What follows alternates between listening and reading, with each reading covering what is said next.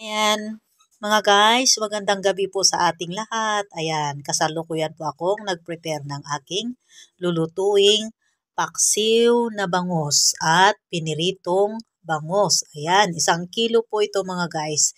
3 piraso ang 1 kilo. Atin po yung tanggalan ng kaliskis at atin pong slicein na ganito mga guys. Oh, yung kuko ko, meron pa yung ano ko sa butuhan hindi pa natanggal. Pero malinis naman siya. Siyempre nagsabon ako mga guys. Ayan, hatiin natin siya ng ganitong kalaki at atin pong ihiwalay ang ulo at saka yung buntot. Ayan, ulo at saka yung buntot. Gagawin ko yan na paksiw, paksiw na bangus.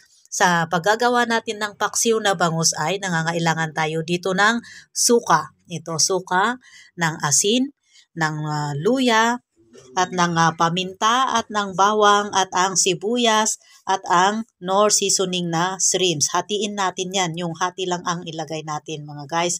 At of course, ang ating siling haba. Ito mga guys, 5 piraso yan mga guys. Sa paggagawa natin ng paksiw na bangus mga guys. Ayan. At ito namang kanyang natira na parte ng kanyang katawan ay imamarinate natin yan sa asin. Ayan, marinate natin sa asin, sa bawang. Ayan, 4 piraso. Dikdikin natin. Yan, lagay natin dyan. At lagyan natin siya pigaan natin siya ng kalamansi o lemon juice. 3 piraso po ito mga guys na kalamansi. Pwede naman yung lemon juice kung yun ang nais nyo mga guys. Ayan. At atin po siyang lagyan ng powdered paminta. 1 teaspoon. At atin po yang lamasin na ganyan. Ayan, lamasin natin para makot ang mga asin at ang ating bawang.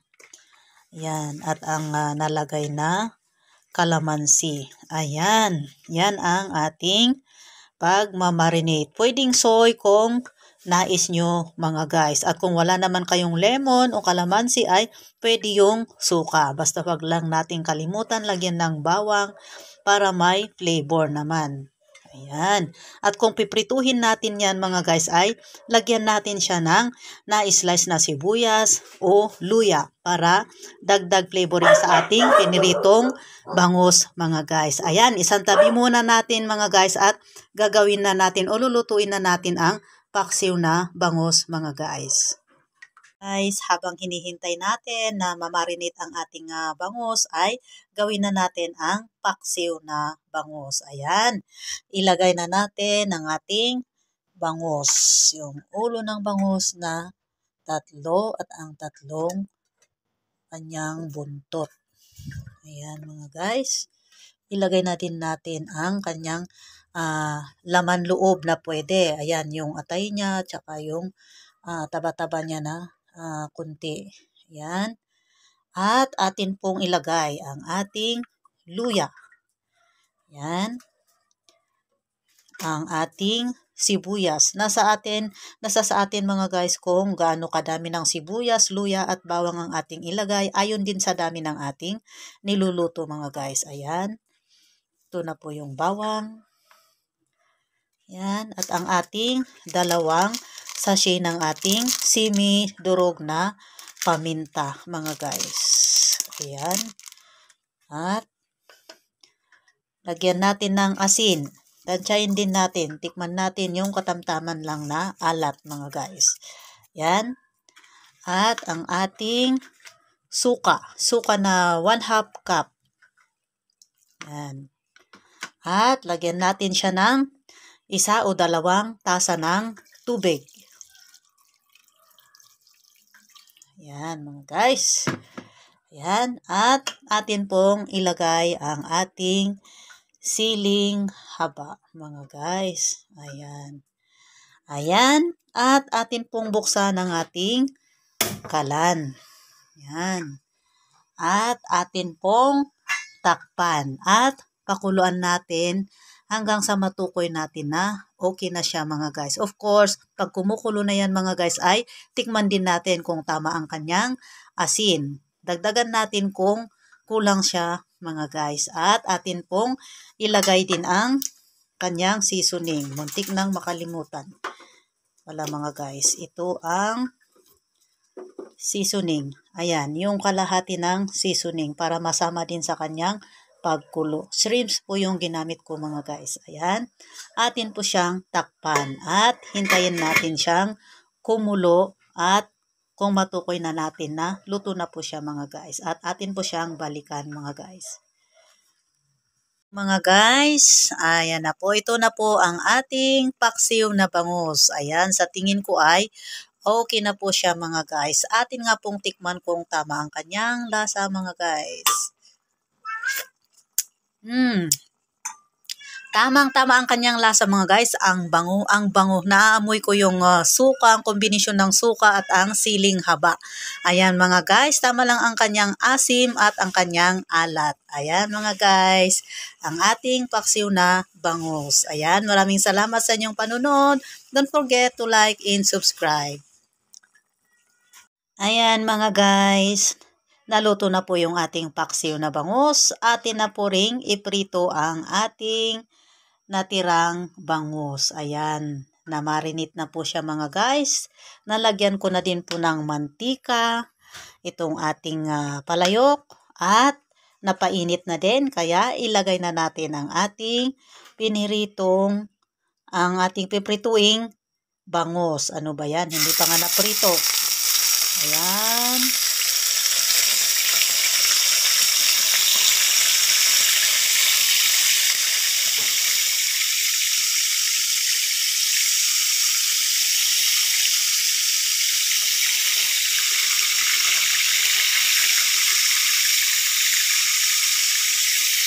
Ayan na po mga guys.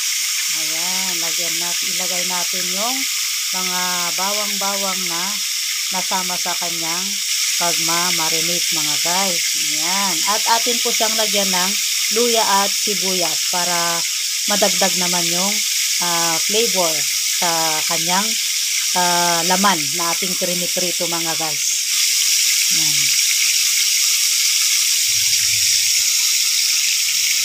Lagyan natin siya ng luya sa kanyang pagitan para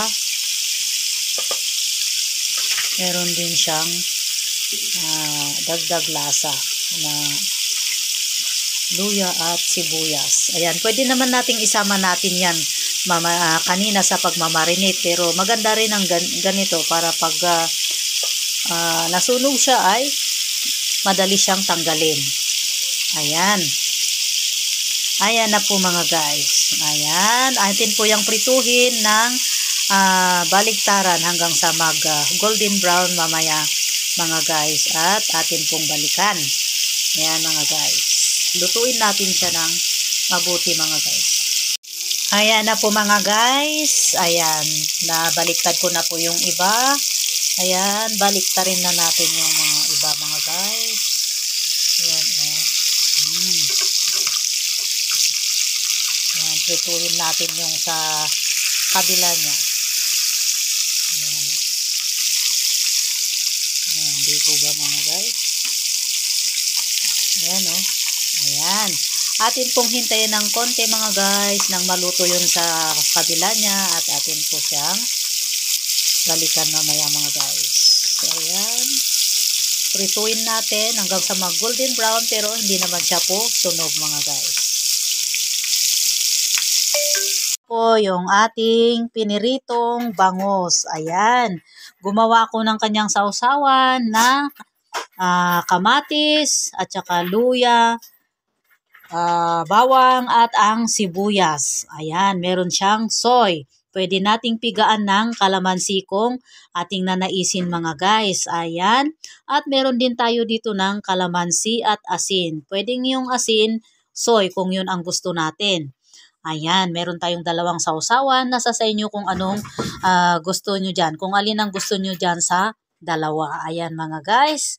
Maraming salamat sa inyong panunood. Sana magustuhan nyo yung ginawa natin ngayong gabi at tiyak masasarapan kayo dito. Kaya gawin na ninyo mga guys. Ayan, maraming salamat sa inyong panunood. Don't forget to like and subscribe and share. Bye-bye po!